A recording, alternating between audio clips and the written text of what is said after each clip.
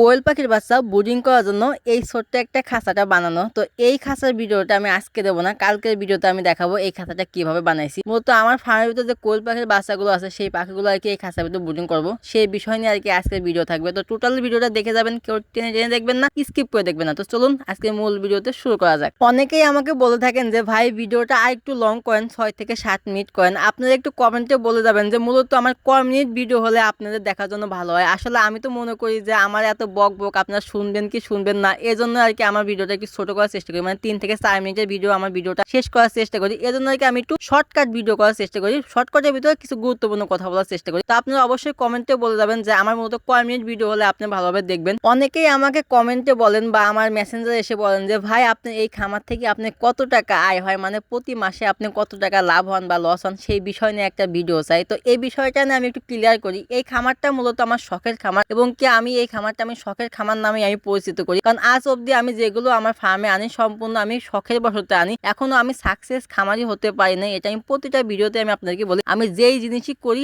আগে একটু অল্প দিয়ে শুরু করি, হয়তো 15টা 20টা দিয়ে শুরু করি। আমার যদি একটু আগেকার ভিডিওগুলো দেখেন তাহলে আমার ভিডিওতে দেখবেন যে কোনো জিনিসই থাক আমার সর্বনিম্ন 15টা 20টা দিয়ে আমি আর কি শুরু করি। তো আলহামদুলিল্লাহ এখন আমার কোয়েল পাখি প্রায় 300 পিস প্লাস কোয়েল পাখি আছে আমার ফার্মে। তো শুরুতে আমি 12 পিস কোয়েল পাখি নিয়ে শুরু করেছিলাম। আপনারা আমার কাছে যে প্রশ্নটা করেছিলেন সেটা হলো যে আপনি এই ফার্ম থেকে কত টাকা ইনকাম করেন প্রতি মাসে। তো আমি এক কথাই বলবো, আমি প্রতি মাসে একটা টাকাও ইনকাম করতে পারি না। তবে হ্যাঁ, এখানে কথা আছে, আমি এদের কাছ থেকে যে ডিমগুলো পাই সেই ডিমটা বিক্রি করলে হয় কি ওদের যে খাবারটা, সেই খাবারটা আমার বাড়ির থেকে টাকা নেওয়া লাগে না। আর এমনি যে টুকটাক আমার হাত খরচের টাকা সেটা এখান থেকে হয়ে যায়। আর এখান থেকে একটা প্লাস পয়েন্ট হলো আমার যে ফার্মি মুরগিগুলো আছে, মানে এখন 8 পিস ফার্মি মুরগি আছে, এখান থেকে আমি রেগুলারলি 7টা 6টা এভাবে আমি ডিম পাই যাই। আলহামদুলিল্লাহ এই ডিমগুলো আমার বাড়ির যে খাবারের চাহিদা সেটা পূরণ করে, এর দিক থেকে আমি সেফটি থাকি। আর এদিকে দেখা যায় যে আমার যে 14 দিন পর পর যে ইনকিউবেটর থেকে কোয়েল পাখির জিরো বাচ্চাগুলো বের হয়, ওদের যে গুঁড়া পিঠের খাবার সেই খাবারটা আমার কি এখান থেকে হয়ে যায়। মানে এক কথায় আমি যদি একটু আপনাকে আরেকটু ক্লিয়ার করি, সেক্ষেত্রে যদি আমার ফার্মে 500 বা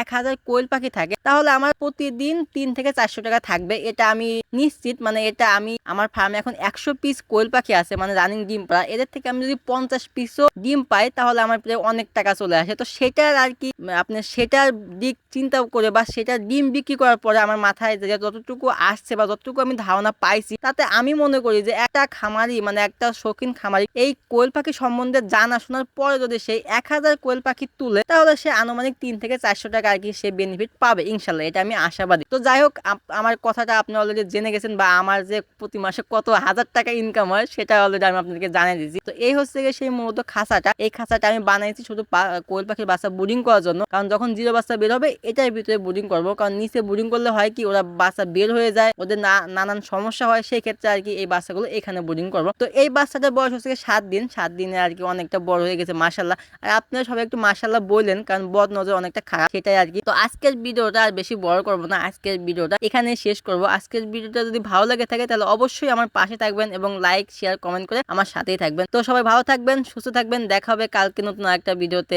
আল্লাহ হাফেজ।